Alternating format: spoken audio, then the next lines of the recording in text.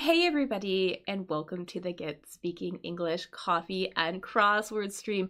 My name is Axel, and while we wait for the stream to begin, let me quickly explain how this activity works and give you some information that will help you do it. So, during the stream, we will go through a crossword similar to the one you see on the screen right now. I'm going to guide the conversation by letting you know which question will work on when. I'm going to explain the question to you, maybe give you some definitions, and then I'm going to give you additional clues, other information, hints, maybe some images to help you figure out the answer with me. So, when you think you know an answer, go ahead and put it in the chat.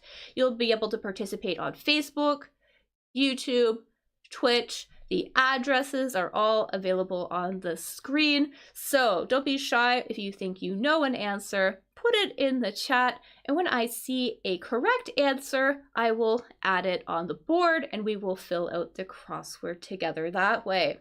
So before we begin though, there are a few important rules that you should know specifically about this stream so we could all have a good time. So my first major rule is no cheating. So don't use the internet unless I tell you to. So we could Google the answers if we want or use websites. We're not going to do that though. We're going to work together instead. So please do not use the internet unless I tell you to do so. Secondly, please follow the conversation. So for example, if we are talking about question number 3, don't start talking about question 19.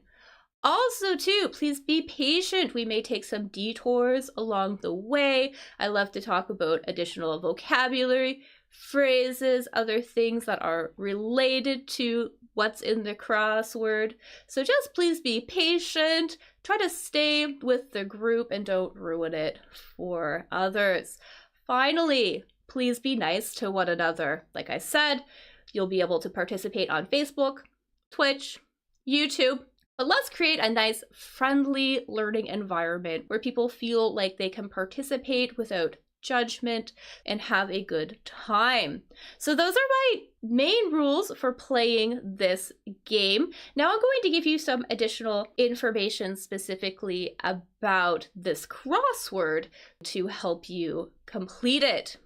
So the first useful thing to know is that this is an American crossword. So that means that American spelling and vocabulary is going to be used. So you can see on the screen right now some differences between American and British spelling. There are many others. This is just a small sample of some of the differences. There are also differences in the choice of vocabulary, in some of the phrases, some of the slang is different. So usually this crossword uses American English. It's also worth knowing that any of the trivia is usually about the United States, so about American history, American geography. However, we won't need to know much trivia. Thankfully, the majority of the questions in this crossword are about language, they're about English, so we won't need to know a lot about trivia. It's also really helpful to know that the answers match the questions. So the answers will always use the same type of word and the same word form as the word in the question. So for example, if there is a plural in the question, there will be a plural in the answer. If there's an abbreviation in the question, there will be an abbreviation in the answer. So all of that is extremely helpful. Sometimes you will see me put little S's or EDs in places, and that's just good information for us to know to fill out the board faster. Keep that in mind too when you are answering, that your answer should always use the same type of word and the same word form as the question. Also, multiple word answers are okay in this crossword. So sometimes the answer could be a phrasal verb, maybe part of a common phrase or an idiom, part of a sentence. Some of the longer ones are titles of books, titles of movies. This crossword does not indicate when something is a multiple word answer. However, I am usually quick to spot them. I will let you know if something is a multiple word answer, but do keep in mind when you are thinking about the answers to the questions that multiple word answers are possible. Finally, too, because we are here to review English, we're here to learn new words and vocabulary as well. It's important to know that there are words in this crossword that we can't really use in real life. So some of the words are just archaic, they're outdated, they're old-fashioned. Some of them are very formal or used only in very specific contexts. I will try to let you know if you can't use something, and I'll try to give you an alternative expression instead. I'll also let you know when you could use something in a specific context, but do keep that in mind that there are words in this crossword that even I, as a native English speaker, would never use in real life during a conversation. Anyway, so that's it. Like I said, don't be shy. Go ahead, jump in. The more you participate, the faster this crossword will go. So I do appreciate your help. Also, don't hesitate to ask questions about any of the words we talk about or any of the phrases we discuss. I always love having a good language discussion. So put your questions in the chat. I will try to address them. Finally, if you enjoy this activity, please give this video a thumbs up. Also consider subscribing to the channel or following my Facebook page so you don't miss any future streams. Also, please tell other people about this stream. The more people we can get out, the better. It grows the community, and it will let me host even more free live streams, free events, and other additional affordable group activities for English learners.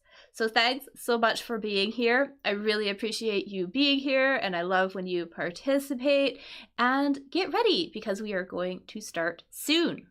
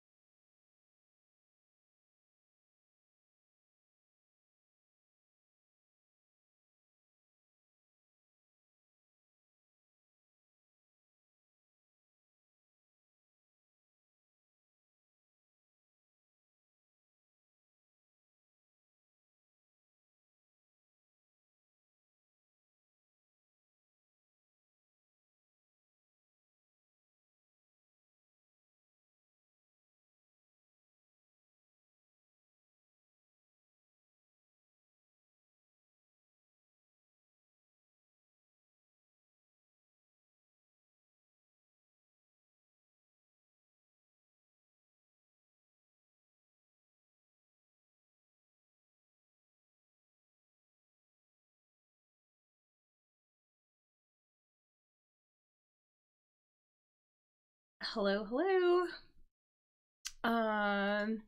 Welcome everybody. Good morning, good afternoon, good evening, wherever you were. It's morning here, Canada.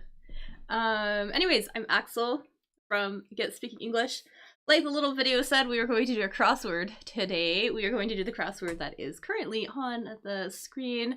So, what's gonna happen is I'm going to go through, I'm gonna guide the conversation, let you know which question we're gonna work on when. I'm gonna give you a bunch of extra little clues and hints, definitions, pictures, stuff like that to help you figure out the answer with me. So we're gonna review some English that way. And then when you think that if you think that you know an answer, put it in the chat. And when I see it, I will add it onto the board and we will complete the crossword that way. So, the best place to play is on YouTube. It seems like everything gets there faster. There's always a little bit of a delay when you're streaming. So it seems like there's less delay on YouTube. So I recommend going there if you would like to play. I am also live on Facebook and Twitch right now too, and I have the comments up and I can see them. I can read your comments and everything. But yeah, I definitely recommend playing on YouTube if you'd like. So, let's get right to it, I guess. Oh, I do want to say a thing actually really quickly before we start, because I always forget. I'm like the worst at no, not the worst, because I'm trying to be more positive. I'm learning to promote myself better. I'm having a sale on conversational classes right now. Article-based conversational classes. Yesterday I was on here, I did a bit of a live based on my current article. It's about doing hobbies, kind of being bad at hobbies, basically. So you can find that article on Telegram. It's listed on my website, www.getspeaking.com. Anyways, if you would like to get talking about that topic or any of the other topics that I have, right now is a great time to get some packages of lessons, because I am offering discounts of up to 20% off of packages of those article-based classes. So you can either do conversational classes, so where we get together, talk about the article, talk about the topic, great opportunity to get comfortable speaking, work on improving your fluency, confidence, and I will give feedback, corrections about your grammar, pronunciation, things of that nature. They're a little bit less I want to say like formal, but very early for me. A little less structured, let's say. But you can always upgrade them. You can do them as lessons as well too, where we will take a sort of a deeper dive into the grammar, the articles, into the take a deeper dive into the vocabulary, into the grammar in the articles as well. Also, lessons let me really work with students to help them fix fossilized errors, for example, or improve their pronunciation, because I'm able to assign homework and things like that to help with those issues. Anyways, send me an email if you would like at getspeakingenglish@gmail.com, or send me a message on Telegram. Telegram is the place to get in contact with me if you need anything, because that is where I am most available. So let's start playing then. Let's get right to it. Okay, so I did look at this crossword earlier today. It's a little tricky. There are a lot of anatomy words in here about muscles. So you know, if you want to take a second and sort of maybe Google a wiki of different muscles in the human body, that could help. I don't know, I didn't know them all. That's fine. We can still figure it out. I think we can still finish this. So the first one, reduced amount. Reduced amount. Dun, dun, dun, dun, dun, dun. 4 words. And then we also have, what do we have here? We have a bank offering. Guess I'm pretty tired this morning. Had a late night. So bank offering or a reduced amount. I think this is a word that we might use if we are making a word we'd use when making comparisons.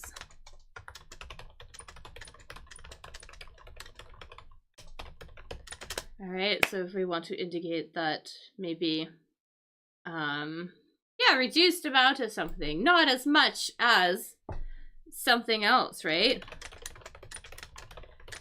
Basically. So a very common word that we might use for that. So if you think you know what it is, put it in the chat.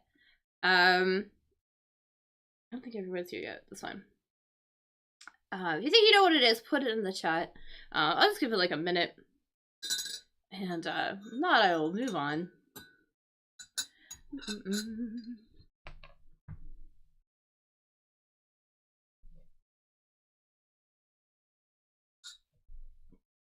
So I think this one here, I think this one is going to be less. Less is the word that we would use when we might be making comparisons for reduced amounts. If we want to indicate that there is a increased amount, we might use more, right? That is the opposite. So let's put that here.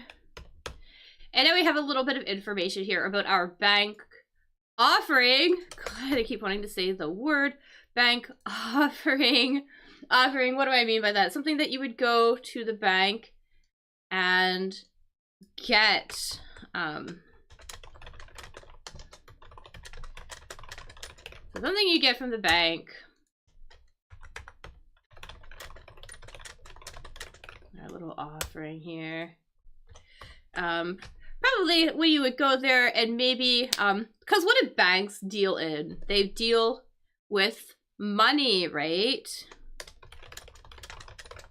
So this is probably maybe something you would get from the bank that involves money.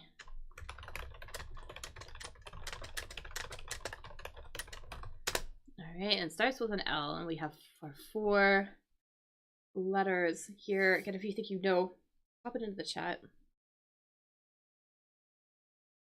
I'll give it another minute. Let's see what else is up here, actually. While I'm waiting.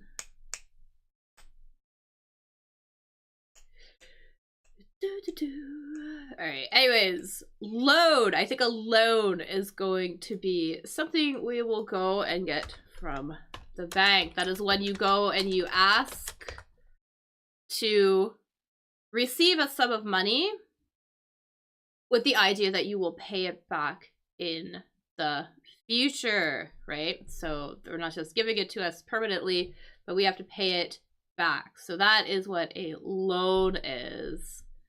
So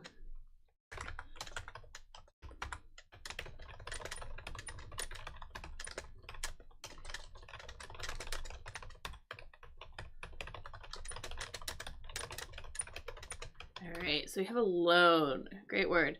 Let's put that in here. Da, da, da, da.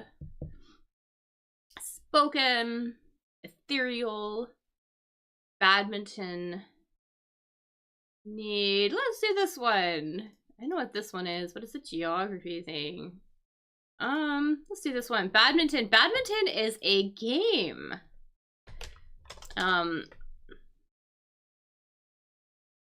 Badminton is a game. I'm gonna get a picture of what badminton is. Because I feel that it is not, there are other games that are more popular that students will know. This might be a lesser known game, but essentially it is kind of similar to tennis in that you play it on, so badminton. So a game similar to tennis in that you play it on a court. So sort of like a space. I'll show you in a second. And you hit something with what we call them rackets. So here we go. Here we can see some badminton rackets. Rackets are the little things, a little like a tennis racket, but badminton racket. And these little things are obviously, it's not a ball, but those things are called a badminton shuttle. So those are called shuttles. So random bit of English little trivia there. Anyways, as I mentioned, it is also played on a court like tennis. So I'm gonna get a picture. Here we go. Here's a picture of badminton being played on a court. Here we can see, right?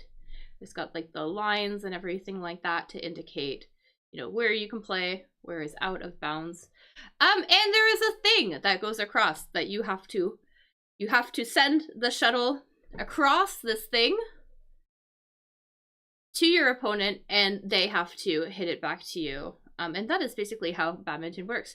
And I think that this barrier, this thing, is going to be the answer to this. Our badminton need is a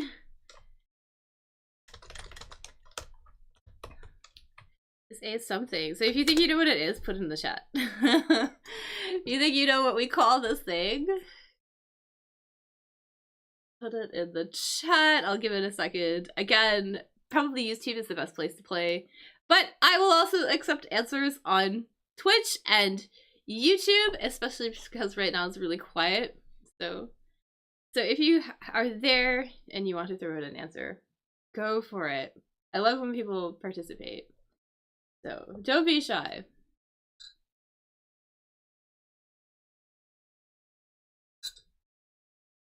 Anyways, this little thing, this barrier is a net.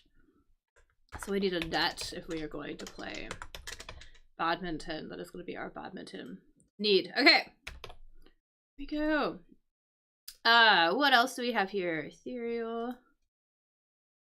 Shrewd. Spoken. Spoken. So something about speaking. Obviously. Starts with an O.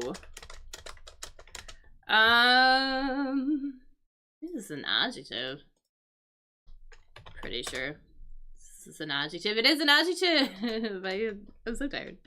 Adjective. We're looking for an adjective that refers to anything spoken. So speaking, right? With the voice, basically. Noises made with our voices. Well, maybe not just necessarily any voice or any noise, but, you know, speaking, talking, maybe yelling, shouting, variety of different, basically communicating with our voice, right? So we're looking for an adjective that we might use to refer to that. So something spoken as opposed to written, right? So communication with the voice as opposed to a written communication. We also might use this to just referring to anything that has to do with the mouth as well. Anyways, if you think you know what this is, put it in the chat. I would put an L in here. That helps. There we go. Put an L here. Give you a little bit more information.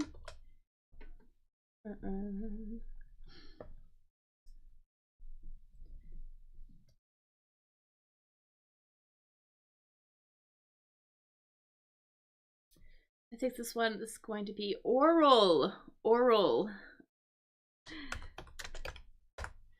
So anything oral is related to speaking, related to communicating with our voice. There we go. For example, maybe like an if you're doing a English exam, for example, there might be an oral component, right? So an oral exam, right? Or maybe you might have an oral agreement with someone where, you know, if you decide to do something, you agree to do something, but you just agree with it through speaking as opposed to writing, right? The other option would be maybe a written agreement, something officially in pen on paper, oral instead, just through speaking, right? And as I mentioned too, we can use oral for anything that has to do with the mouth. So for example, oral hygiene, you know, brushing your teeth, flossing, things of that nature. Maybe also, you know, oral surgery, you know, or like oral, I don't know, I just like looking, oral contraceptive, so basically birth control pills that are taken orally, ingested. So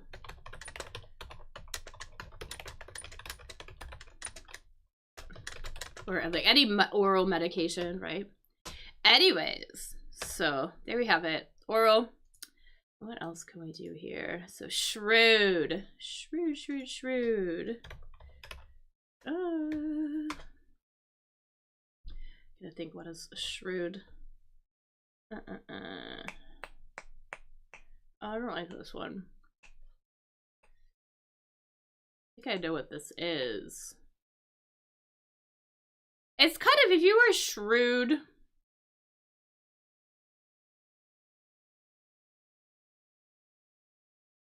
you're shrewd, you're very intelligent and maybe able to make good decisions based on that judgment.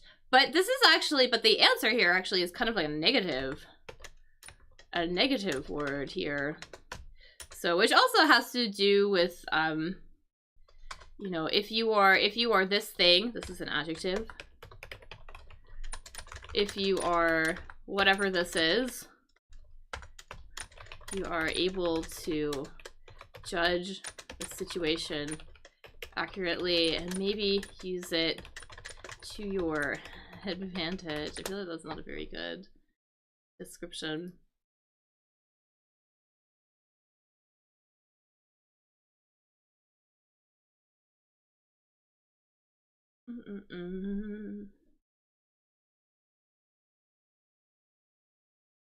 Yeah, I feel like that's kind of like a negative connotation. Like, am I crazy? Like, to both of these. The definition. Yes. Yeah, here, if you're a shrewd, there you go. You maybe like also are able to judge situations accurately, but you maybe undertake sort of like cunning practices. For example, so we're kind of looking for a similar word here. Also being kind of really cunning, really clever. Something like that. So something like that. And so if you think you know what it is, we might say that a fox is like this, actually, which is kind of a little funny. Anyways, I think our answer here is gonna be sly. I'm not gonna like dwell on this one because I feel like I did a bad job explaining this one.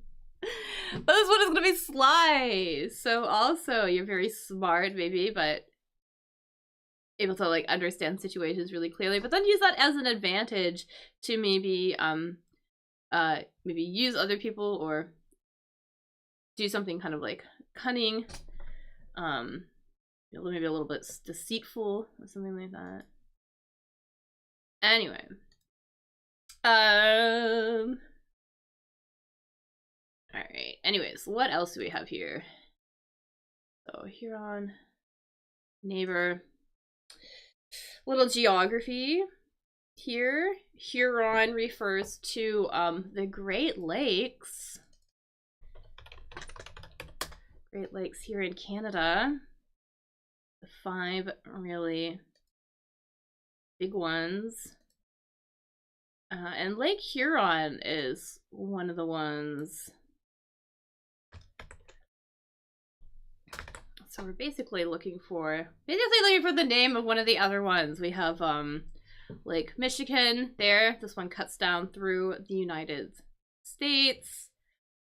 Lake Huron, we can say here, between the border of the United States and Canada. So we have Lake Superior, huge lake. I believe it is it's like the largest one in the world. I could be wrong in terms of what, like quantity of water? Volume. Sorry, volume is the word I'm looking for. Lake Ontario, little one here. And then we have Lake Erie. Lake Erie. So I think Erie is gonna be our answer. So I'm gonna pop that in there. And something ethereal. Finally. What does it mean if something is ethereal? It's kind of a little bit like, almost like it's not real. Like ethereal, very like light, very delicate.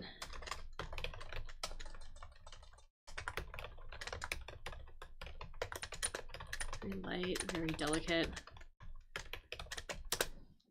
Almost like ethereal doesn't seem like it is even of this world.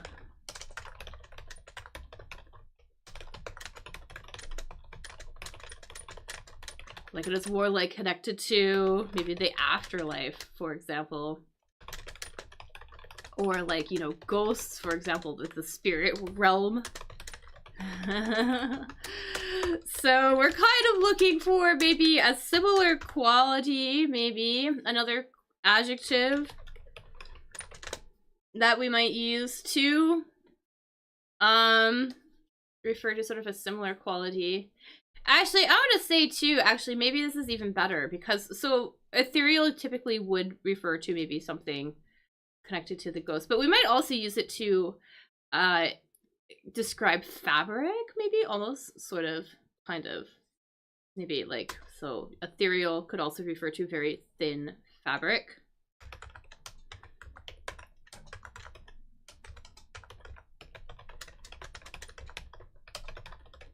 And it's very thin. Let's see if I can find something, maybe.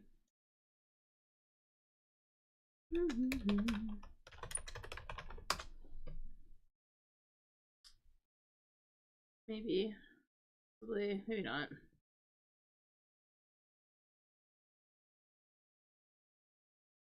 Maybe like a wedding vein or something. Sorry, a veil. Oh my god. Words today. Not really good. Okay, here we go. Here's maybe... Although, I don't know if I would really refer to fabric as ethereal. But we're looking for basically something, though, like a word that also describes. Maybe something that is very light, very thin, flowy, very cool. Made of a very kind of like a similar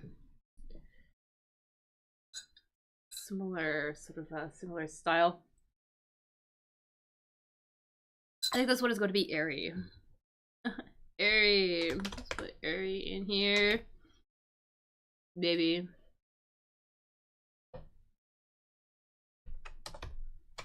There we go. Airy. Alright. Anyway. Moving on.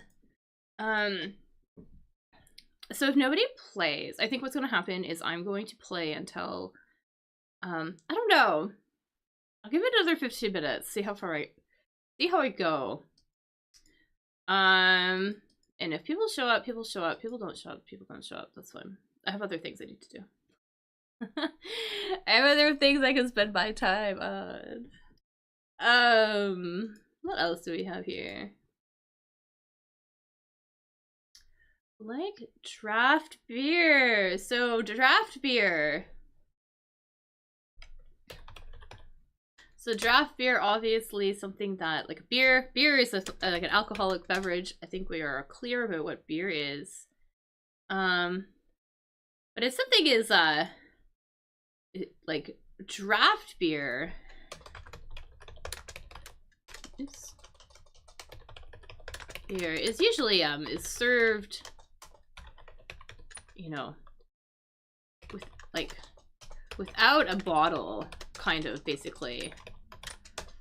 So, you know, you might get it in a like a pitcher instead, maybe, for example.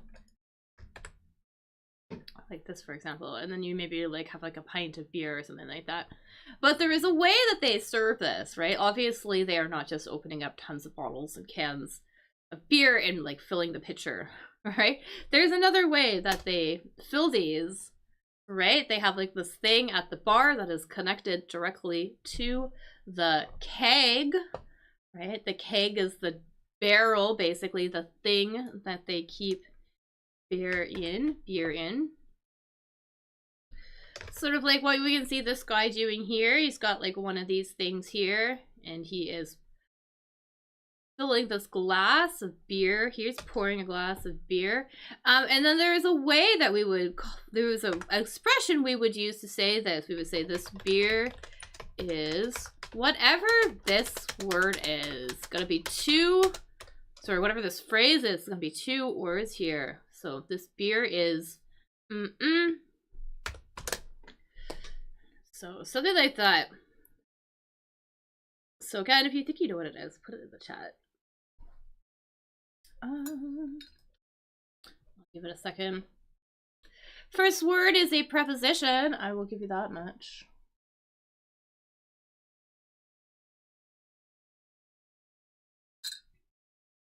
Yes, draft beers apparently are served directly from a cask or a keg rather than a bottle. Bottle or a can.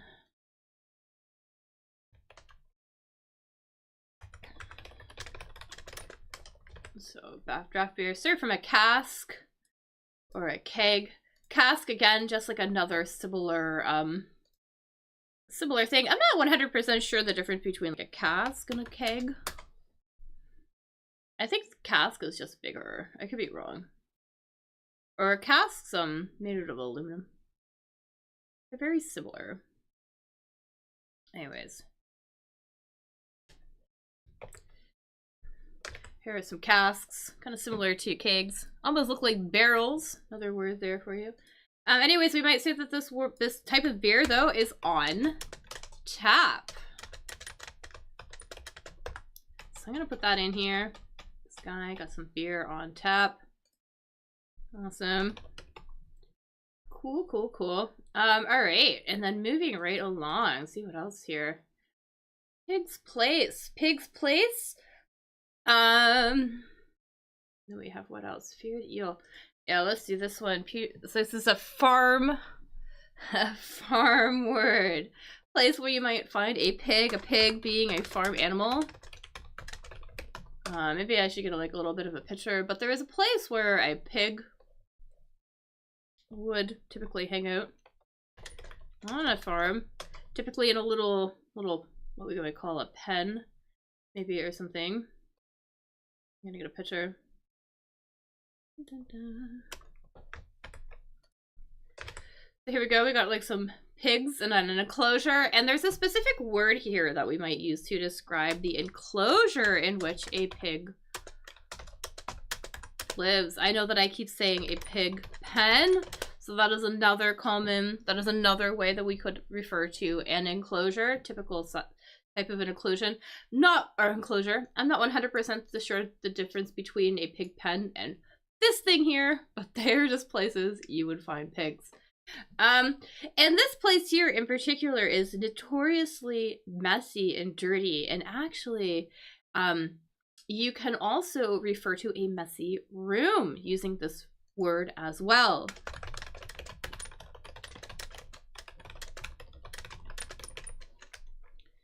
So another hint there. So if you think you know what it is, put it in the chat. I would love it if you put it in the chat. Save me. No. That was fun. I'm gonna give this 10 more minutes, and then you know what I'm gonna do. I'm gonna go. I made some new posters lately. I made flyers to promote my things. So I guess I'm just gonna go. Maybe I will post some posters around about this on Facebook. So we'll see though. Anyways, this messy place is gonna be a pig sty. Do that, pig sty. Alright. Anyway there. Nice. Alright. And we got that there. Spotted. Bewildered. We're not gonna know what this one is. And a forearm muscle. See, you guys are missing out today. There's tons of opportunity here to learn all of these different names of muscles in our bodies today, but maybe it's not gonna happen. Anyways, let's see here. Bewildered. I think we can do this one. Spotted. I think this is a sight word. One clue here we can see here. Yeah, you could think of like spotted as being a pattern, right? Right, that's probably the first thing that came to your mind, right? Possibly. Anything spotted has spots. Here we go. Here's a picture of a hyena. That is spotted. So spotted. Anything with spots, right? But here, if we spot something, we could use spot is a different way too. We could use it as a verb. To spot something means basically that you notice something, right, with your eyes usually. Typically, that's what we're thinking. So I think here, what we actually want, we're looking for the past form of a verb, right? Past form of a verb that has to do with seeing. So past form or past participle of a verb we'd use to say you notice something with your eyes, if you think you have an idea what that is. So, something about looking. Something about looking. Something about noticing things with the eyes.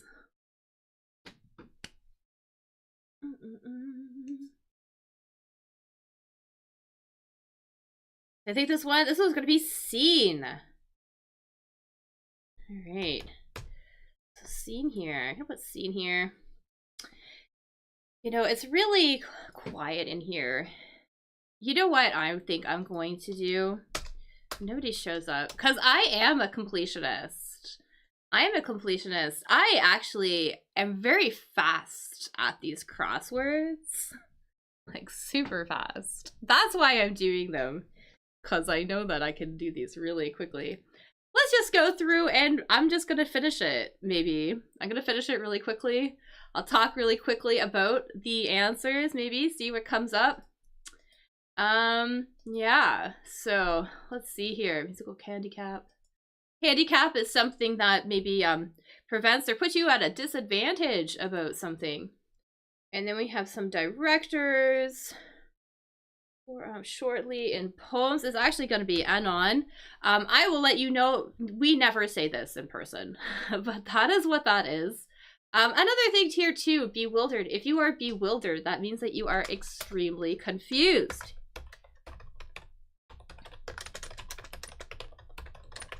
Right, so something is bewildering, incredibly confusing, and if you are bewildered, you have that feeling of being confused. In here, it's kind of a funny way of describing it, but we might say that you are at sea if you are incredibly confused about something. So not a super common way. Oh, maybe I'm broken. No, okay. If you are at sea about something, yeah, you are really confused, don't know what's happening. You feel almost like you are adrift. But another way, yeah, another way we could say that you are really confused. So, anyways, put that in there. What else we hear?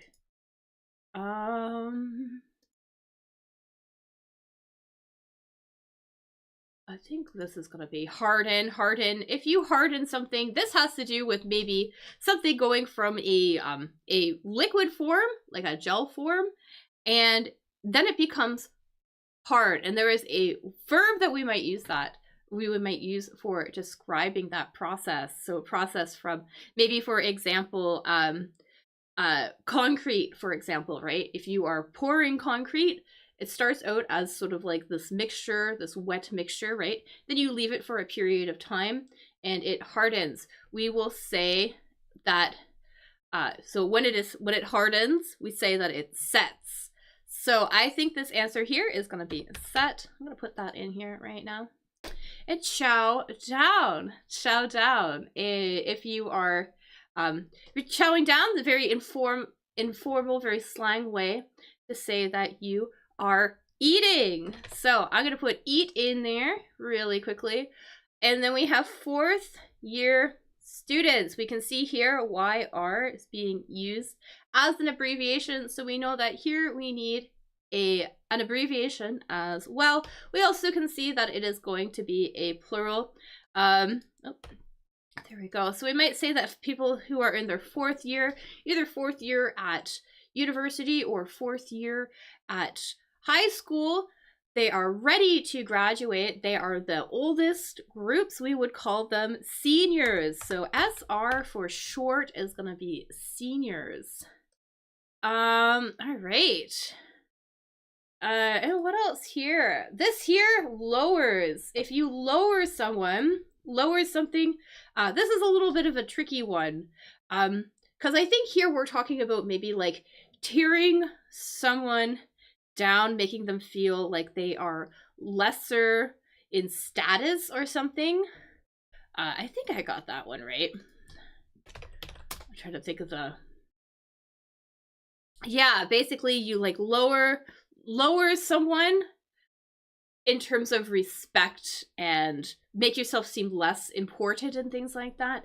This word here is abases. If you abase somebody, you make them feel less important.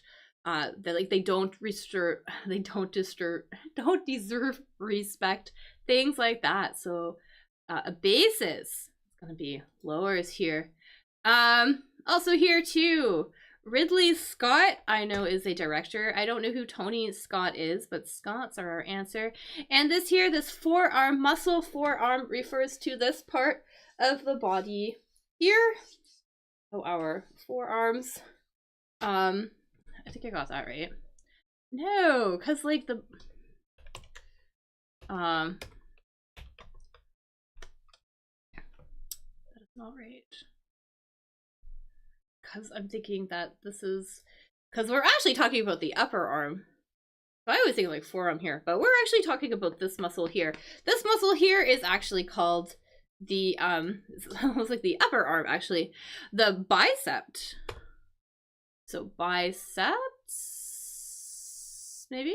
Biceps? I'd put that there. Biceps, maybe. Try that. Yeah, that looks good. Okay, goatee setting. Goatee. A goatee is like a style of that you have of facial hair. I'm gonna get a picture really quickly. What that is. Bum, bum, bum, bum, bum. So basically, where you kind of like shave it, but you like men will leave some of their facial hair right down here on this part of their sort of like kind of. Sometimes on their upper lip, but most notably here, it's going to be the chin. Goatee setting the place where we would place the goatee. That's what that is. Synonym for own is going to be have. If you own something, you have it. Let's put that there. Turn red, maybe, and a piston connector. Pistons are part of an engine. You would find a piston in an engine. See if I can get a picture of maybe. Yeah. So here are some pistons here. Some pistons. And pistons are typically connected to rods, I believe. Piston rod. It's like the cylinder. I don't know a heck of a lot about... Okay, so this is the rod here. This part here is the rod. Anyways, and the piston I think is one of the top here. Anyways, there's the piston, the rod, rings, yes, cylinders. Anyways, I think these are the cylinders. I'm not a mechanic person. Anyways, but rod is going to be our answer, our piston connector. And I think here, turn red, maybe. I have a funny feeling they are talking about fruits and vegetables. You know, if a fruit is too young, usually it is green, right? And then it takes on a color over time because it ripens. So I think ripen is going to be our word there. I don't know why this keeps zooming in, but that is fine. What else do we have here? Surfers, ride. You would find a surfer by the ocean. They would have a surfboard. They would go out onto the water and then they would ride a wave. So let's put a wave in here. Tango need. You always say that you need two to tango, two people. A tango is a dance if you are unsure.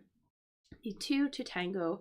And ready for customers. I think we are talking about maybe a store or a shop, something like that.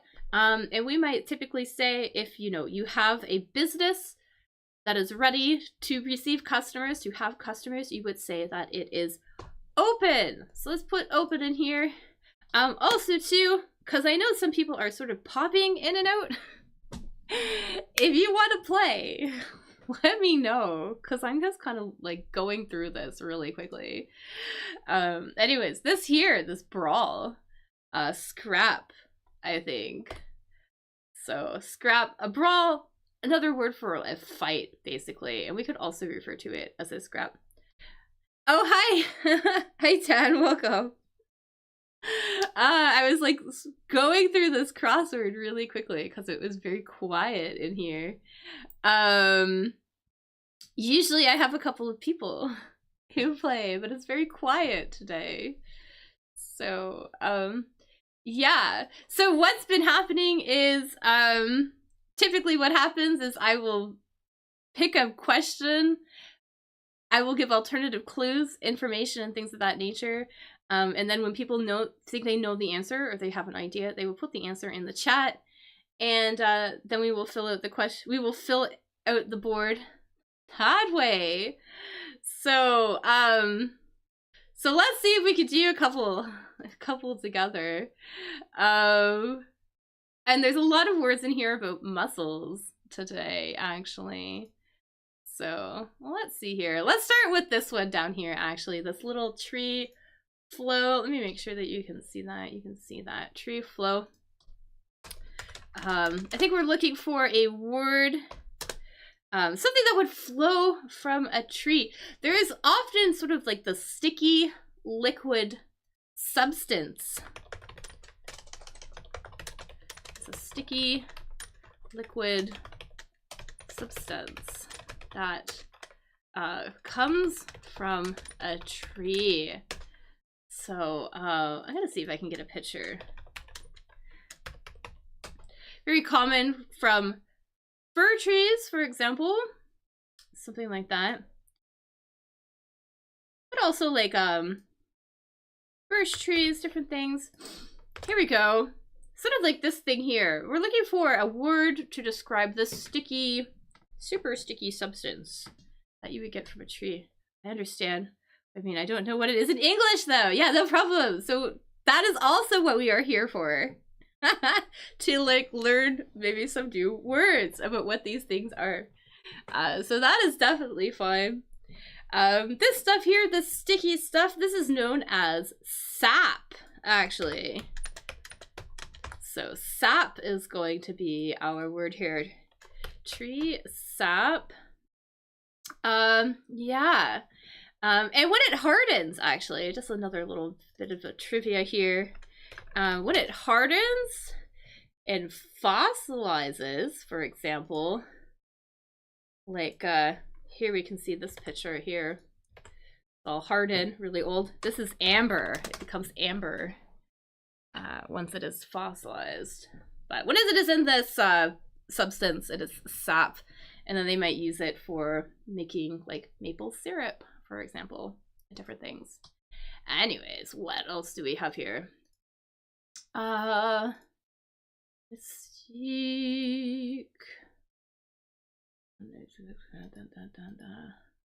Yes. Let's do this one. I think we might be able to do this one. Orderly. So something orderly, it means something that's orderly is very, something that is orderly is very, very, yeah, syrup, exactly. Yeah, so syrup comes from tree sap, basically. Yeah, and then when we eat it, it becomes syrup, exactly. Yeah, so something that is orderly, is very, it's very clean, and you know, it is not messy. So I think we're basically looking for another adjective. That describes a space that is very clean and not messy, where everything is in its place, basically. So something like that, for example.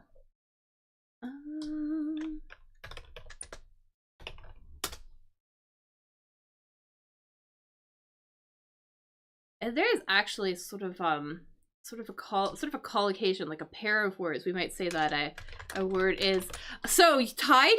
I was gonna say yeah. We might say that a place is it's this and tidy. So I think we want the other word. We want the other word. But tidy is definitely similar. Yes.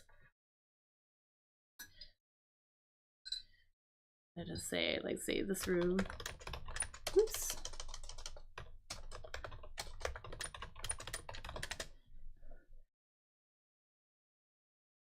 Yeah, we often use these, like, these pairs of words here.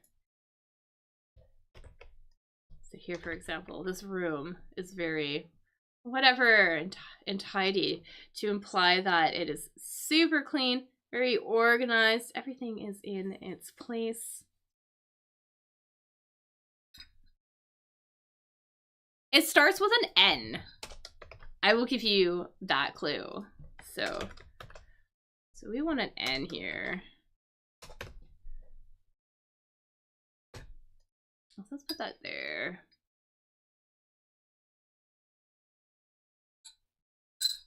Neat, exactly. Neat, I think is gonna be our answer. So let's put neat in here. Room very neat and tidy. Awesome, awesome, awesome. Yeah. I'm trying to remember what these pairs are called. But yeah. Because we would never say tidy and neat. We would always say neat and tidy. But that is the way that we would say it. And it is very common to use those two words together when describing a very clean space. Anyways, this one might be a little tricky. This could be a little bit tricky, kind of, maybe. But I think we can get it. A blunder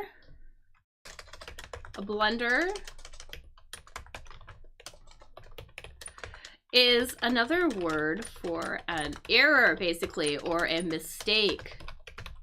Okay, so if you make a blunder,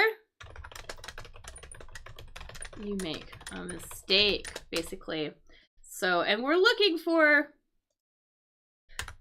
so we're using it here. We're using it here as a verb, actually, which is a little bit interesting. But this is kind of like a very kind of a formal way to basically say makes a mistake. Very formal.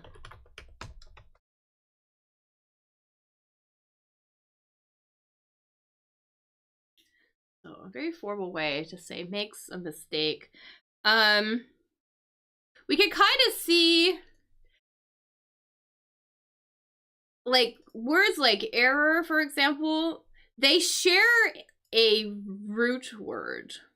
So it shares a root word. This is not a very common word. There are basically two idioms. There are two ways that I would use this, which I will talk about. But yeah, kind of tricky. It starts with an E. I'm gonna put an E here. Put an E here. You want to maybe even just have a guess as to what that is?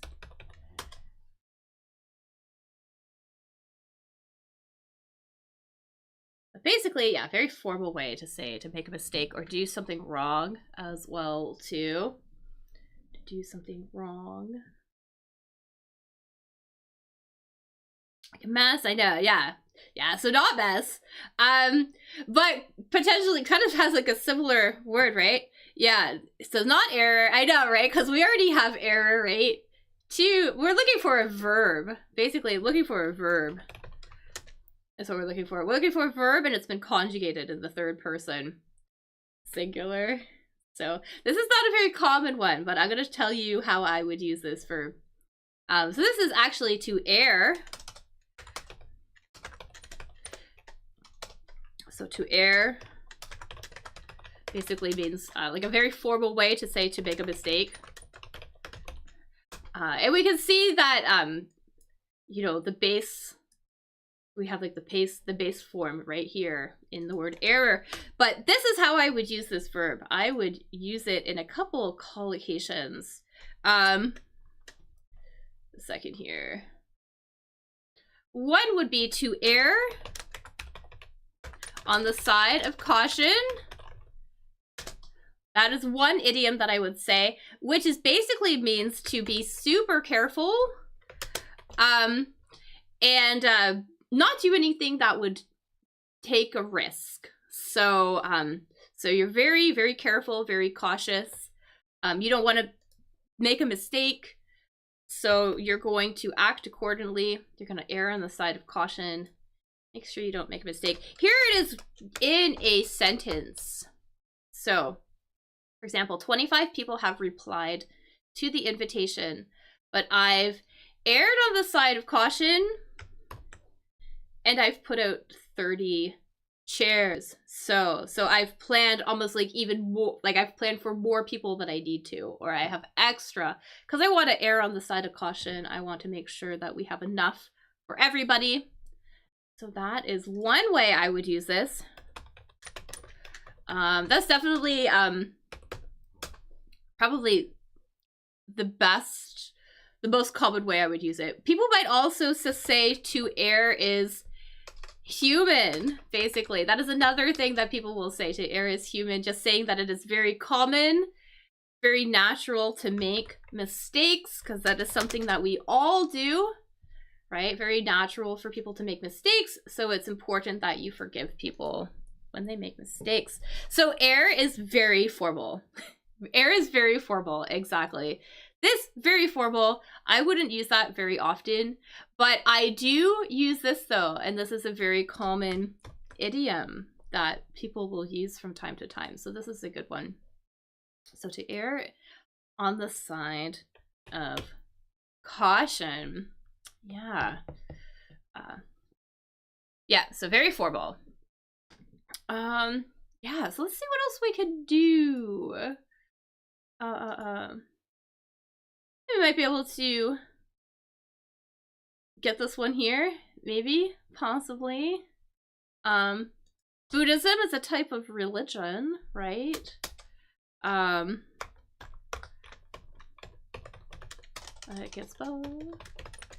Type of religion. You're tired. And we're looking for, yeah, a type of like a school.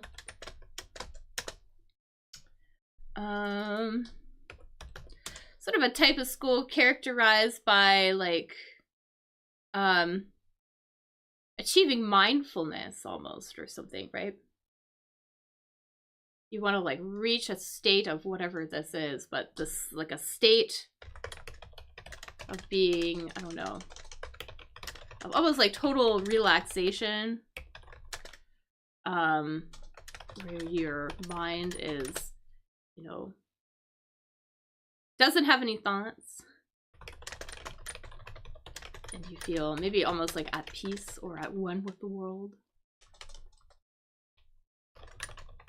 I'm not doing a very good job, but I think it's Zen. Yes, I think it's Zen. Exactly. Let's put Zen in here. I'm pretty sure it's Zen. So let's do that. Zen. And here too, I wonder if we're gonna know this one. This is like a, I'm just gonna put this here. Kingly address. I don't know if we're gonna know this one too. But here, this mystique thing. Mystique now.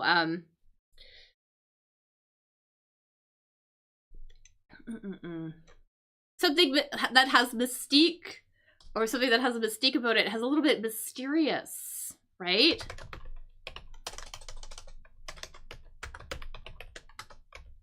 You could almost see the word like mystery in here, right? Or is that right? Oh, that is right. Mystique, connected to like mystery, like kind of like spooky, or almost like haunted things, right? For example, so we're looking for sort of another word that kind of that we might use. This word basically, it's sort of like maybe like the describes the area, like the mystical area around something. It's almost like a mysterious sort of feeling or a character that like a place might have or something. You're thinking about aura. Exactly. Aura. I'm also thinking of. Exactly. So we might say that, you know, if something sort of has like a feeling, specific feeling to it, we might say that there might have like an aura. So here, for example,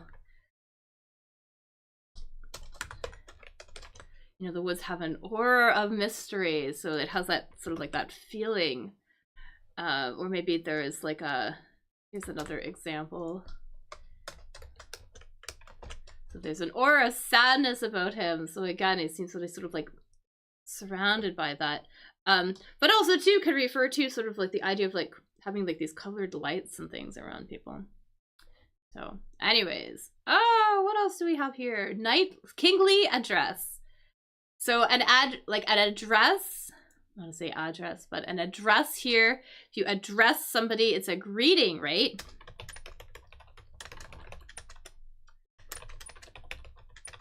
So basically we're looking for sort of like another way that we might address someone.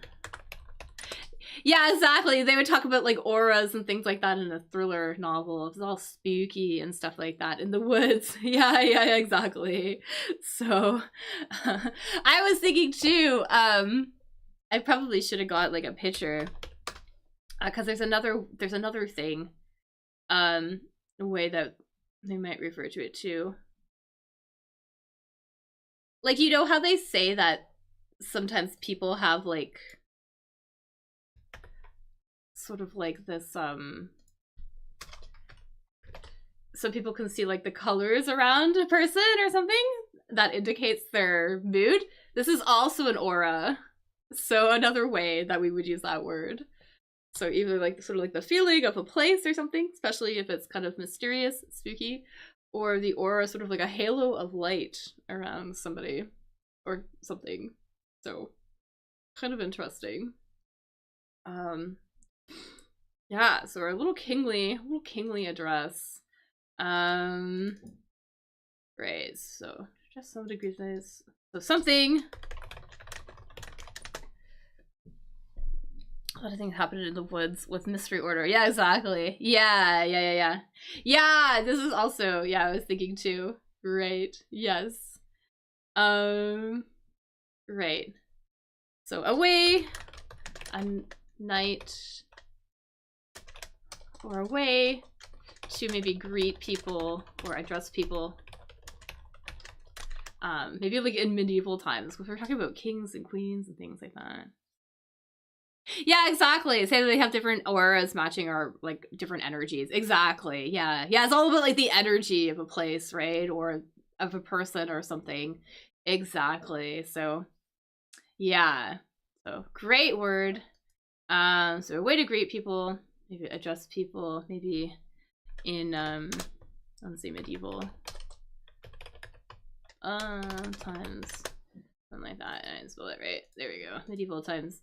I'm thinking about sure, but it doesn't make sense.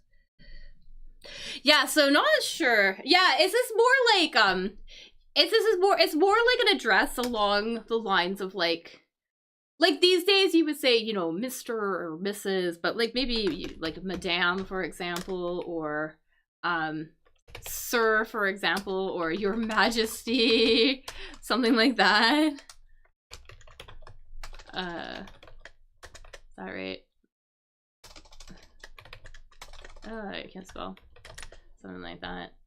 There we go. Majesty. Oh, there was a J in there. Something more like that. Or Your Highness, something like that. Obviously, that is like very big, too big. But yeah, I wonder how we would use this one.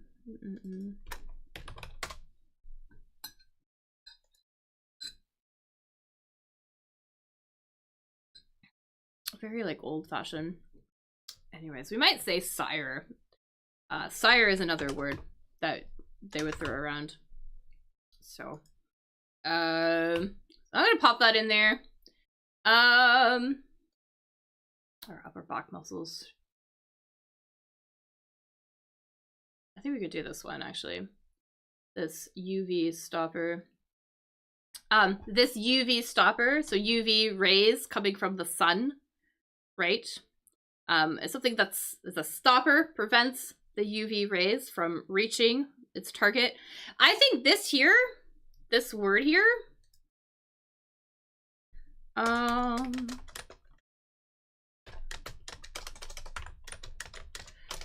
is the name of that barrier around the Earth. Yeah, probably. Yeah, if you were like reading, or also too, if you watch maybe like television and things like that, you would hear the word sire from time to time. Yeah, definitely. So, so UV stopper. Yeah, this is the name. The like that invisible barrier, basically. Invisible, as in you can't see it. Invisible barrier that goes around the Earth. That protects it from the sun's UV rays. The ozone layer, exactly. So I think that's gonna be ozone. Let's put that in here. All right, I got that one. You can't. I think he said around the Earth. Yeah, that layer, right? That invisible layer. Exactly. Great job. Downhill glider. What does it mean to glide? If something glides? Something that glides? Basically, it moves easily over sort of like a flat surface. And here we have like a downhill glider. I think this thing, whatever this thing is, something kids use in winter to glide down snowy hills. I think that's what we are looking for here, is you would glide down the hills on whatever this thing is. I'm gonna get a picture. I know what we're talking about.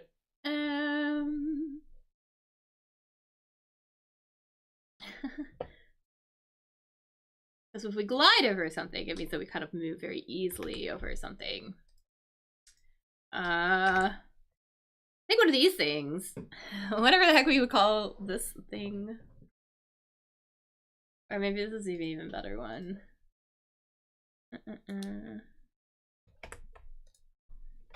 There you go.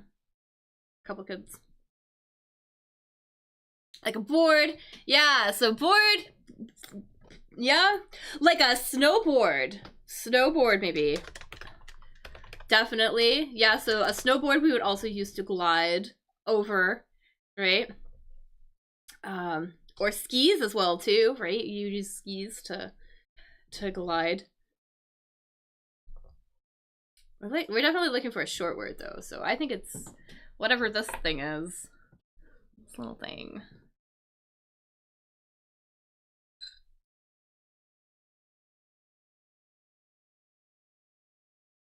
It starts with an S. One day we don't have snow here. Where are you? Yeah.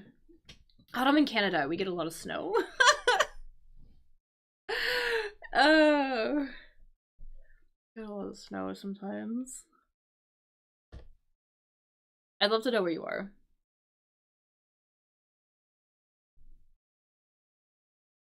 We have a lot of hills here too, like where I'm living right now. So very common to use one of these things when we were kids. To like after the snowstorms and stuff.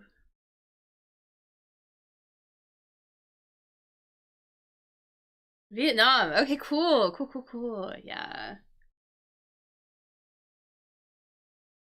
I guess maybe there wouldn't even be snow in the mountains, eh? Or maybe, I don't know. I was in southern Italy and there was some snow in the mountains and stuff. Like if you went high enough.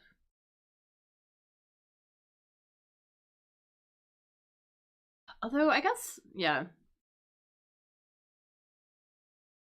There is definitely an L in it. There is an L in it.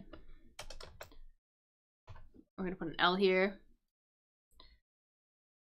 Sled. So close. This is gonna be a sled.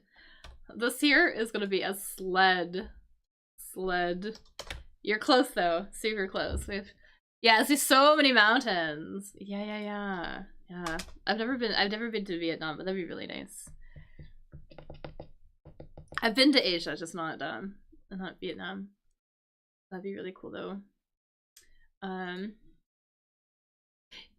Yeah, so this is a sled. Exactly. Good guess though. Super good guess. You're like really close. Put away. What is this? I think this literally this one here to put away. Literally to put things out of sight so you can use later. And we use this verb in particular actually often for talking about putting luggage away on a train or a plane or something like that. So a verb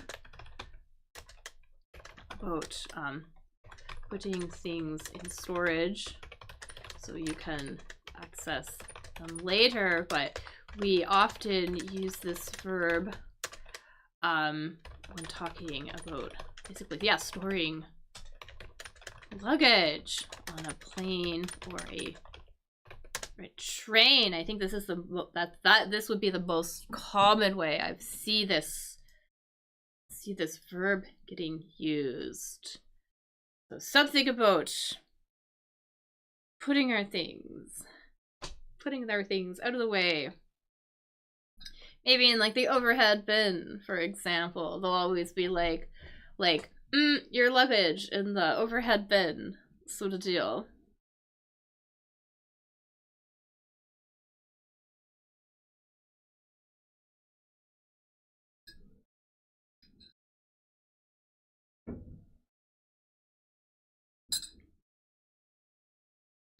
So they'll be like, you know, please, your luggage in the overhead bin, basically. Yeah, I really only see this word or hear this word getting used like on the plane or something like that. This one's new. Yes, that's cool.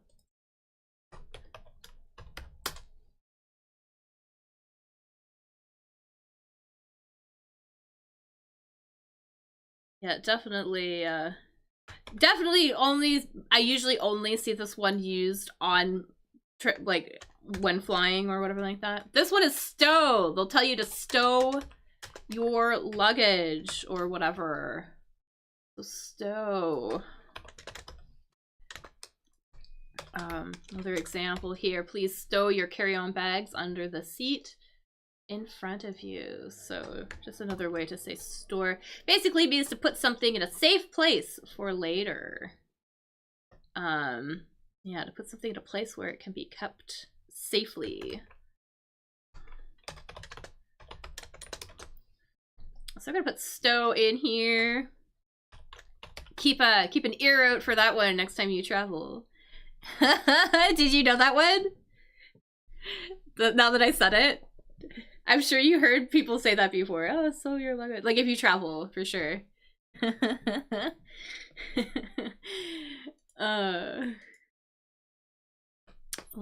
up?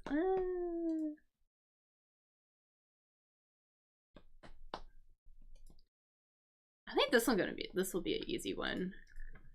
Be very nice to. What is this one? Half muscle. I don't know what that is. We say further. To say further. If you say something further, you'll keep it in mind. Yeah, you'll hear it next time you travel. You'll hear them say it. I guarantee it. If you travel like on a plane or something, they'll totally say it. To say further. So we're looking for another verb here, basically. So basically, you say further, you say additional things, right? So the verb that means to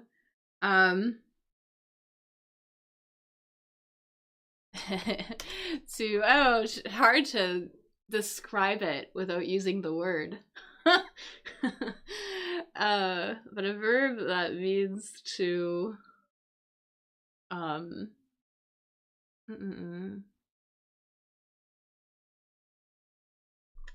include extra things, maybe.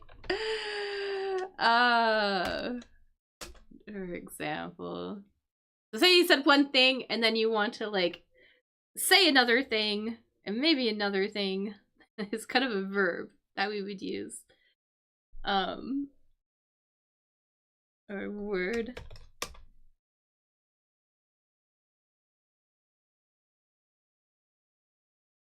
Yes. Say another thing, basically.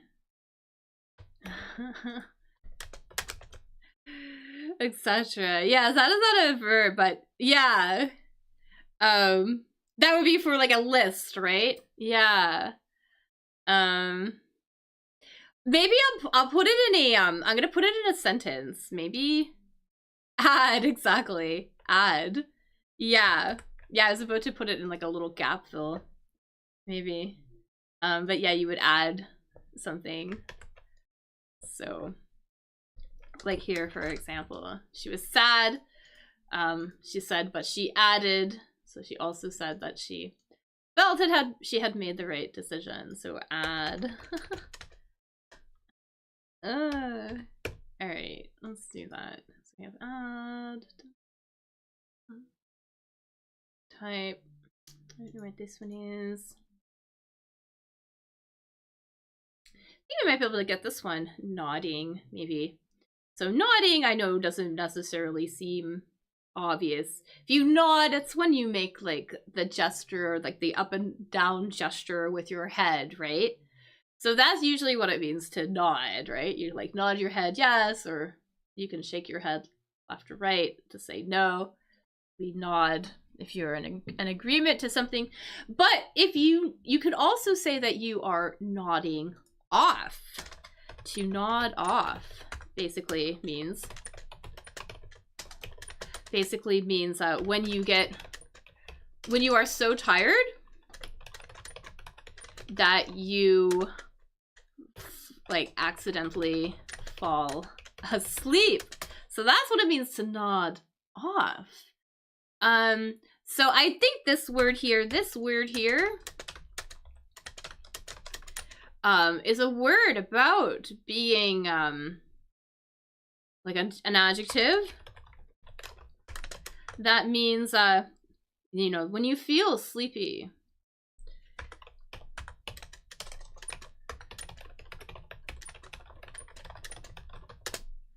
So you feel very sleepy, you feel very tired, something like that.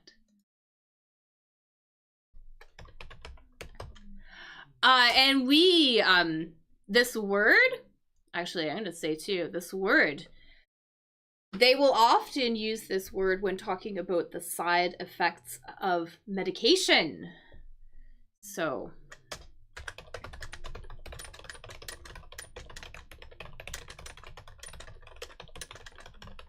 they'll often use this word to describe the side effects of medication.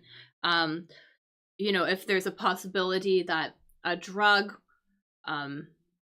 will make you feel tired, they will use this word as well. Or maybe they're advertising a drug that doesn't make you do that, and they'll be like, you know, it doesn't make you feel this, and that might be a selling point. So some sort of word about feeling tired, very tired, very sleepy.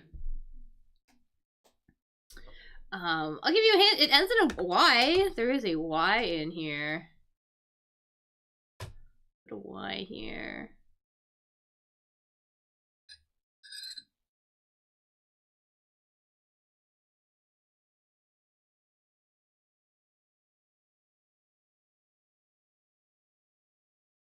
It's kind of like that state between being awake and asleep, kind of.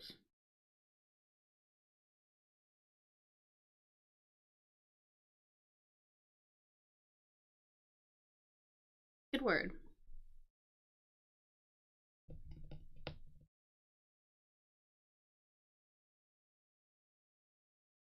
There is an R in it. I'm gonna add an R. Okay, maybe another minute. I'll put it in here. This could be a new word. This is a good one though. This is kind of a good one to know. So this feeling, you might feel drowsy. Drowsy is our word here. No worries. This was a tricky word a little bit. But yeah, we'll say that something makes you feel drowsy, makes you feel like you're not quite awake. And they will say that, you know, they might say that medications might cause, medications may make you feel drowsy, or they may say like certain medications cause drowsiness is the noun form of this. So drowsiness, the noun form for have like that feeling of tiredness, and then being drowsy. Dizzy, so dizzy, another interesting word as well. Dizzy is when you feel like your head is spinning, right? If you feel dizzy, you feel like your head is spinning and you feel disoriented. Maybe as well, we might say. So dizzy, a different word. You can feel dizzy, but not super tired. Drowsy is when you're like kind of really struggling to stay awake. Sort of like that state between being awake and being asleep. That is how we would use that. So this room is so warm, it's making me feel drowsy. All right.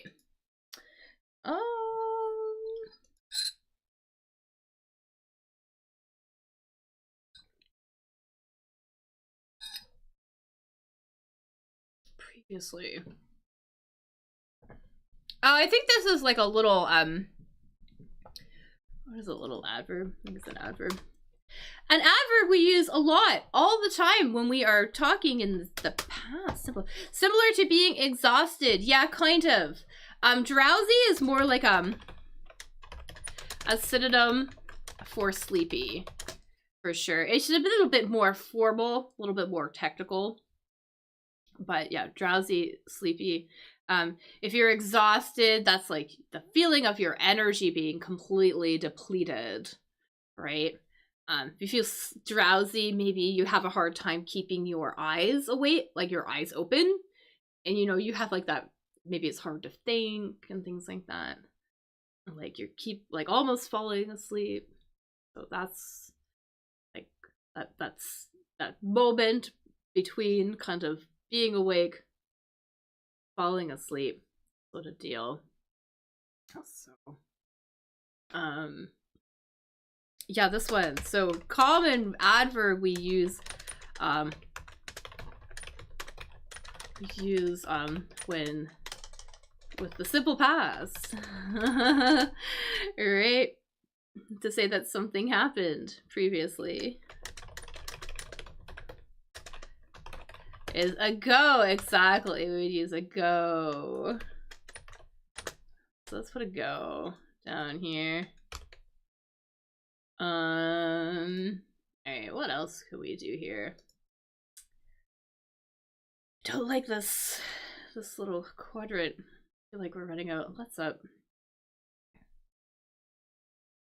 Us here. Can't. Kind of means that it's like a flavor. Piquant is a flavor. it kind of like has a sort of like a strong, maybe slightly sour or spicy taste. For example, we're kind of looking for another word that sort of has a similar meaning.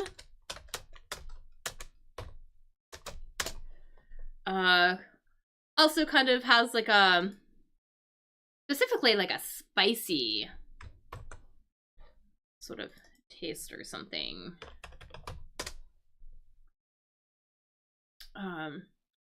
Maybe a lot of like a lot of flavor.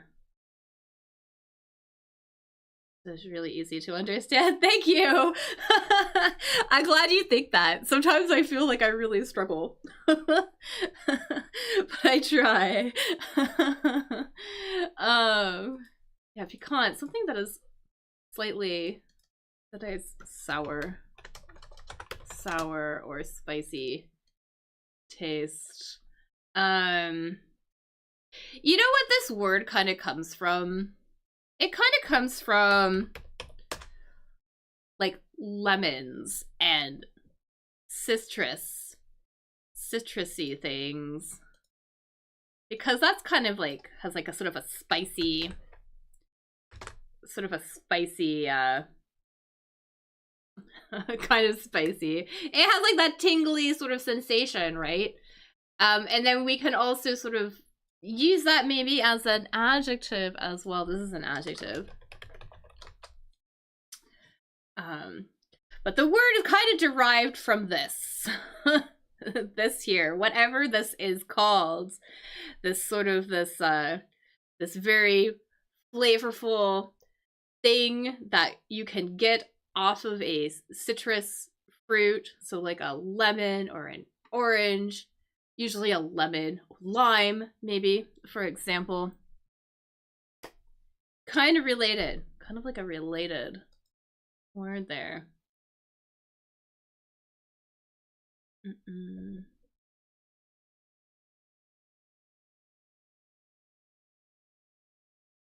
Super flavorful. Ugh, can't talk.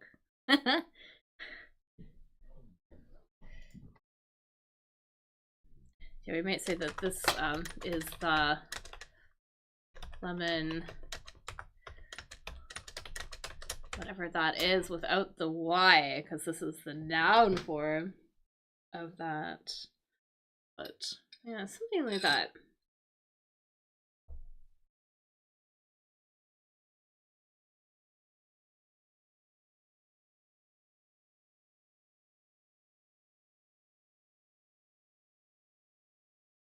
There's a T in it. No idea about this one. That's alright. That is alright. New words. So this stuff here that comes off, this is the lemon zest. This is the lemon zest. You can also use zest as a verb to zest a lemon. For example, when you I'm gonna like show you right here, this person, he is zesting this lemon with a zester. We call that a zester. That is that tool. And then we could also say if something has a very, very strong, sort of bold flavor, maybe it's very vibrant, very tasty, we could say it is zesty. So I'm gonna put zesty in here. Interesting little group of words there. But yeah, zesty. So, alrighty. What else do we have here? Lower calf muscle. I don't even know what that is, but I think we might be able to get this one. So a canoe is a type of boat. A canoe is a boat. It's a type of a boat. It is one that doesn't have a motor or anything like that. Do the same with garlic and a ginger. Yeah, so you would grate ginger. You grate ginger and garlic. Yeah, the difference with like the zester, like zesting, is like you just remove the very like outer edge of the lemon or the lime. Yeah, and I would call this, there's a word for this actually. I think it's a microplane. Is it?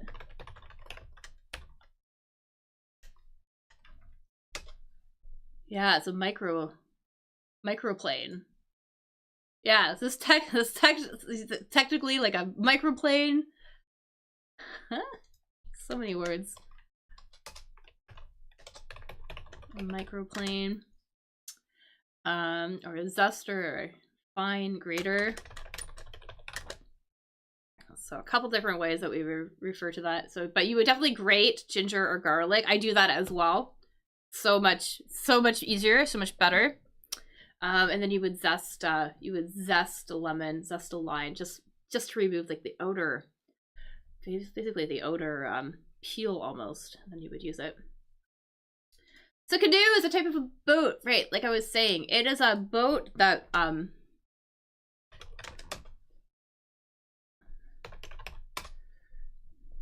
gonna get a picture.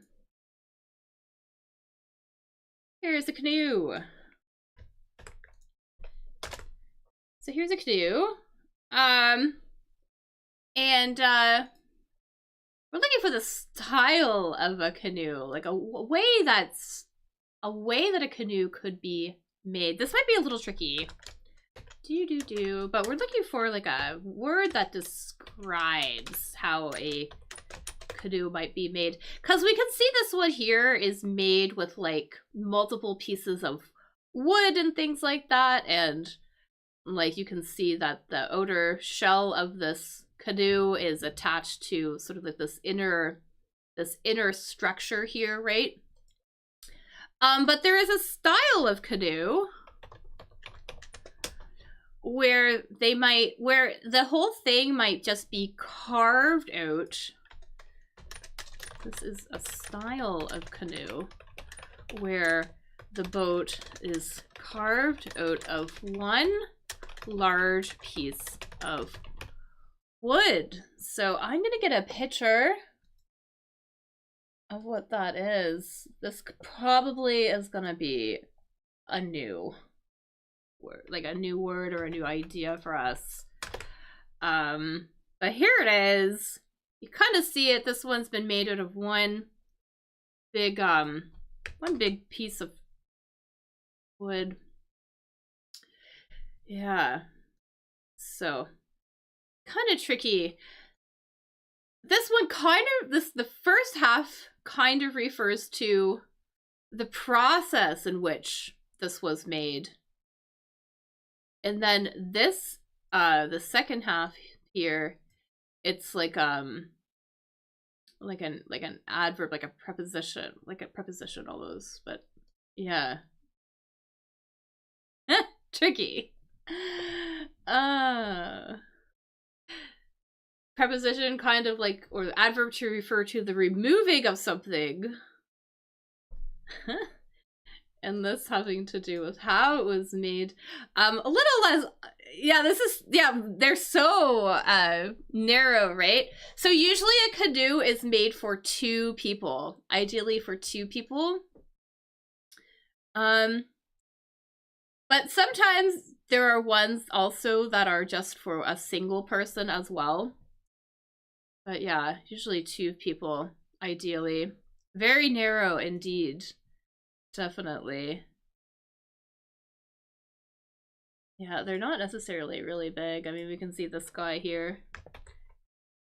Yeah, so the second half is definitely out. Definitely. This first half actually is not gonna make sense. It's not gonna make sense. Because you would carve it, right? But this is almost like, this first part though is almost like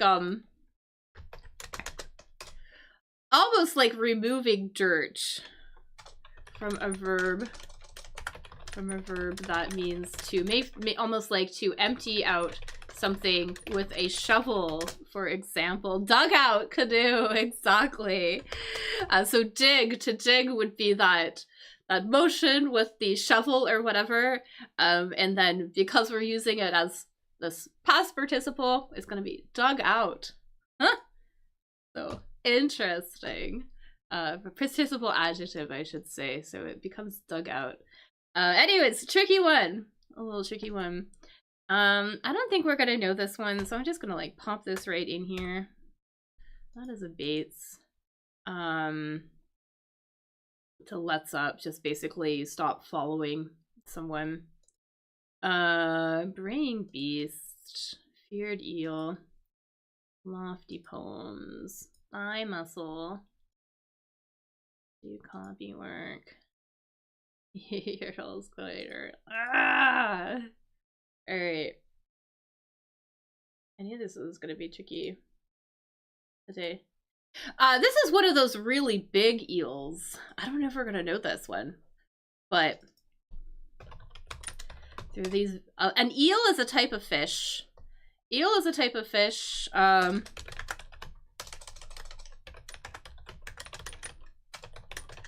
It's a type of fish that looks like a snake.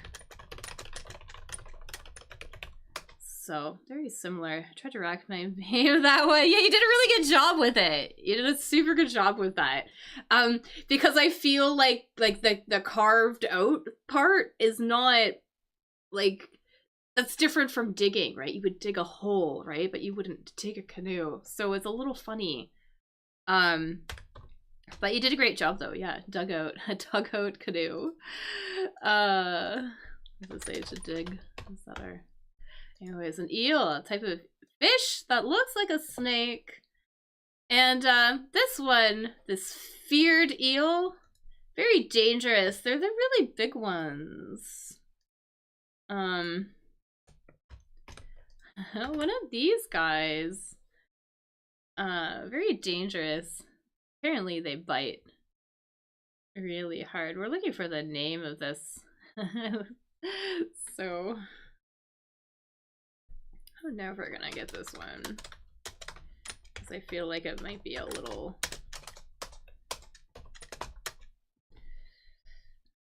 unknown.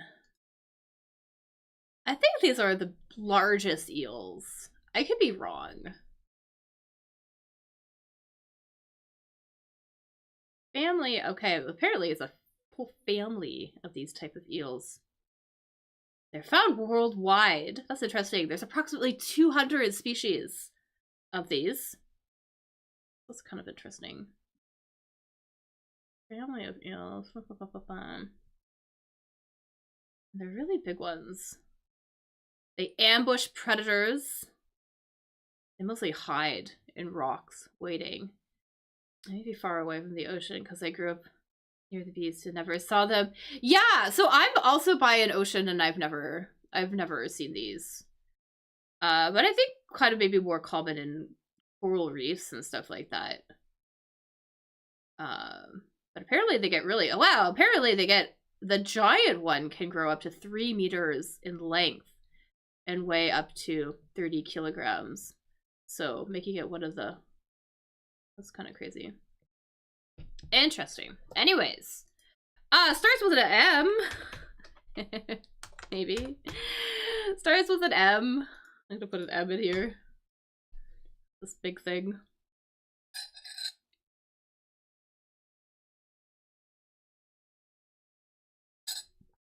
Starts with an M. I guess there's like different colored ones. God, you see the teeth on some of these. Huh. Look at this one.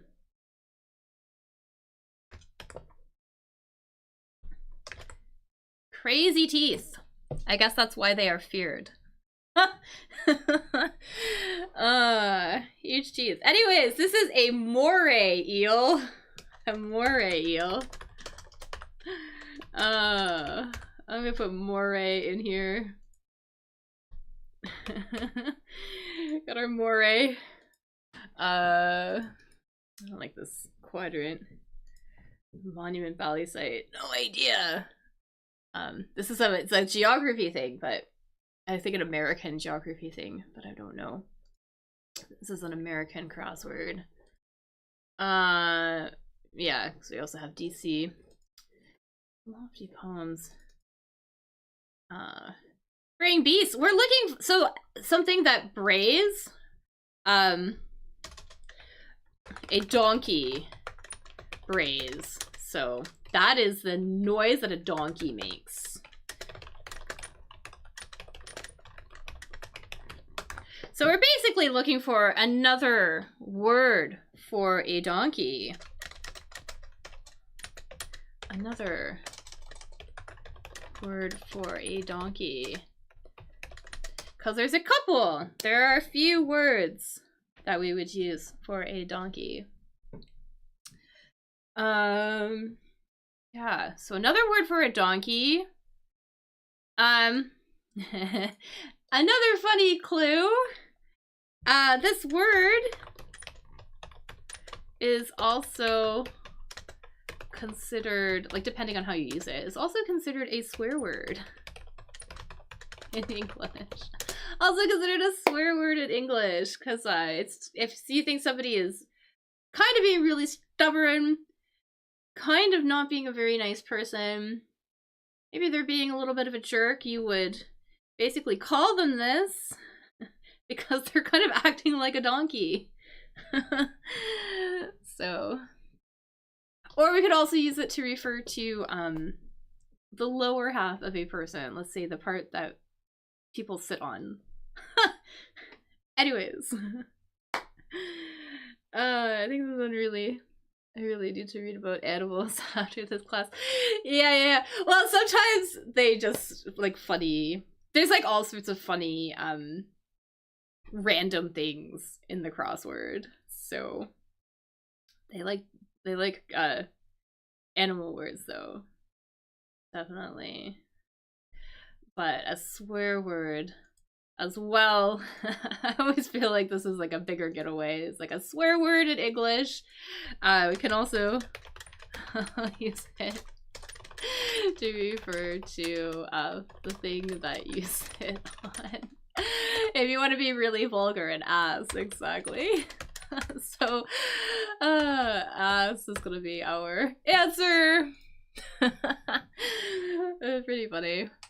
But yeah, ass, it originally was like another name for a donkey, which eventually turned into a swear word, like a way that you refer to somebody who's not being very nice.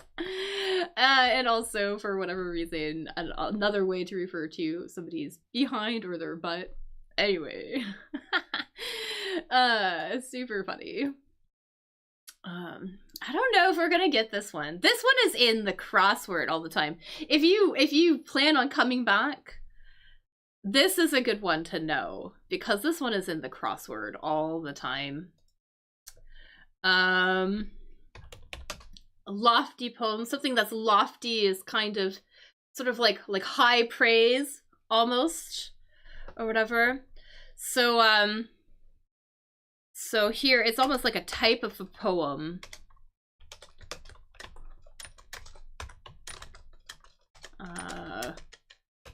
So basically types of poems where the author expresses maybe their thoughts or feelings about a particular person or subject, I guess, or whatever like that. Usually if they want to like really like praise them, almost like that. Like in praise of something, almost, I think.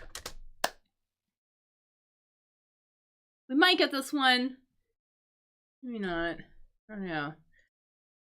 But it's a good one to keep in mind for the future, though, if you plan on coming back doing more crosswords, because this one is in the crossword all the time. They love it. They love this word. Type of poem.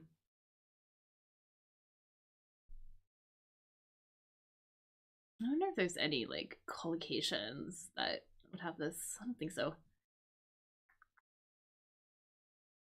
It's a type of poem.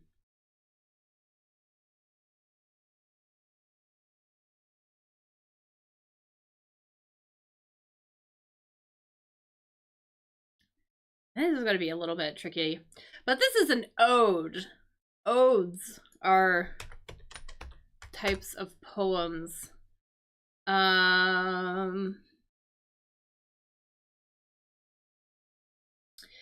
This is what I was thinking, actually. Yeah, this here. A work of art, piece of writing, or speech that refers to or describes something in a personal and an approving way. So to like, very like, to praise something. You could say something is an ode to something. Here, for example, this is how I would use this word. So the book, which took 8 years to write, is an ode to those societies. Sorry, so society. Yeah, as an ode to those society holds in high regards. So it is basically in praise of or to honor the people that society holds in high regard, something like that. But basically to praise or to honor something. This is how I would use this word. But it is also just essentially a sort of like a poem of praise. So I'm gonna put like an ode in here. They love this word though in the crossword. They love it. All right, we're almost done here. Let's do this one. Do copy work. So usually to copy means to make a duplicate of something, right? To copy something means to make a duplicate of something or to replicate something, right? But here we can also use copy to just refer to a piece of text, usually a piece of text that is still in a draft form. That is still a draft. What do I mean by like a draft? If you are writing something, it's usually common to have your initial draft, right?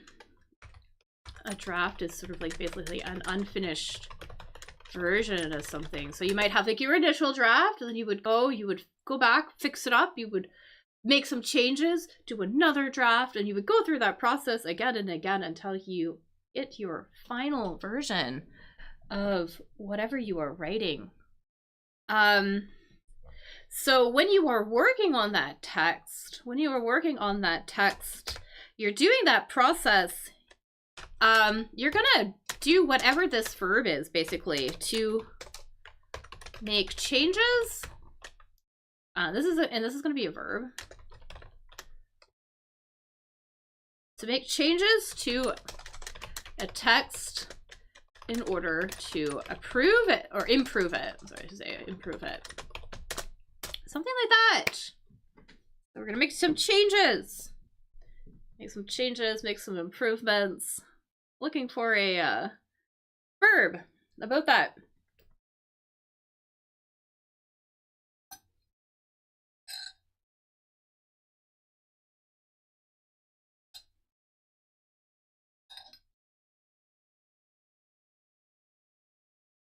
I'm thinking about edit. Exactly. We're gonna edit our text. Edit, make those changes. Exactly.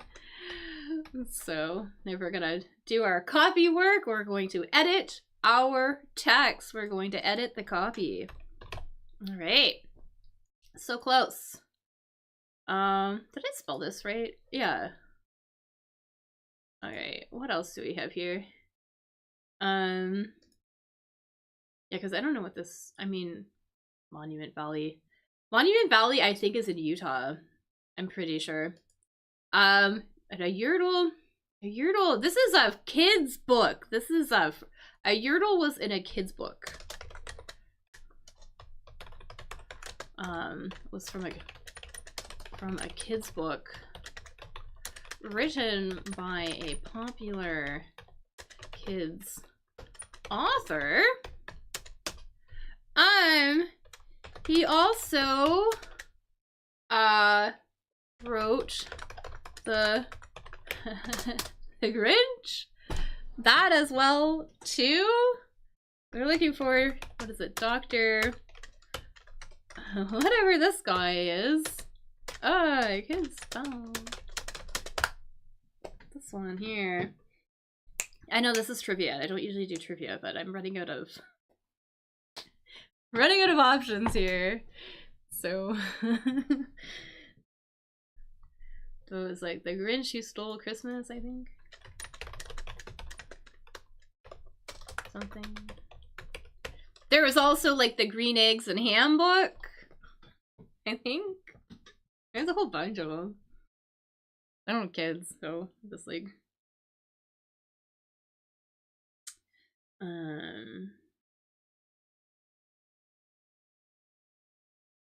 yeah, this is definitely kind of more like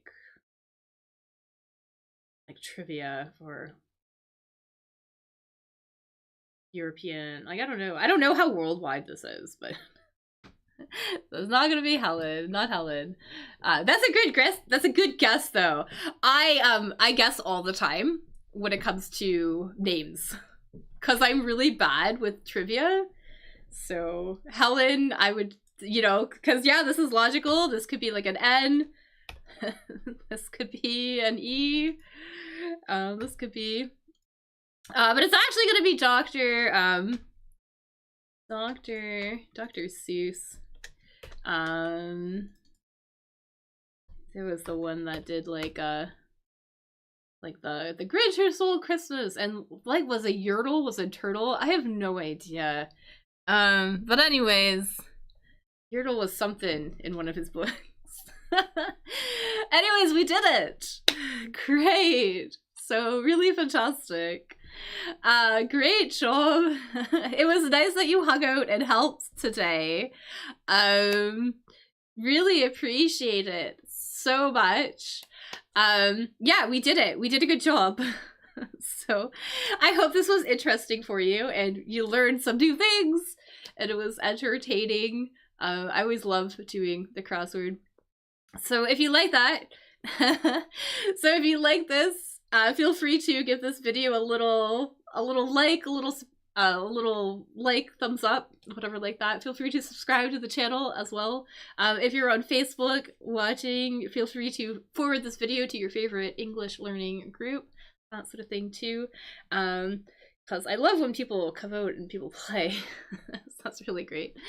Anyways, I will be doing another crossword on Friday at the same time. So Friday at 1300 UTC. Yes, 1300 UTC. I will be doing another crossword. I might be a little bit late because I have a class right beforehand. But I will be back on Friday for another crossword. Yeah, I'm glad that you enjoyed it. You did such a great job. Really amazing. Yeah, so, you know, we did it. We put our heads together. We got it done. So I really appreciate your help so much. Yeah, so feel free to come back. Everybody's welcome to come back. Well, you lurkers too. Lurkers are people who just watch things and they don't participate. Lurkers can come back too. Anyways, I hope you guys all have a good day. I like your fan page. Nice. Yes. Yeah, so we're on Facebook as well too. So definitely. Anyways, yeah. So I'll see you guys Friday. Have a really great day. And I will see you guys all next time. All right. Bye, everybody.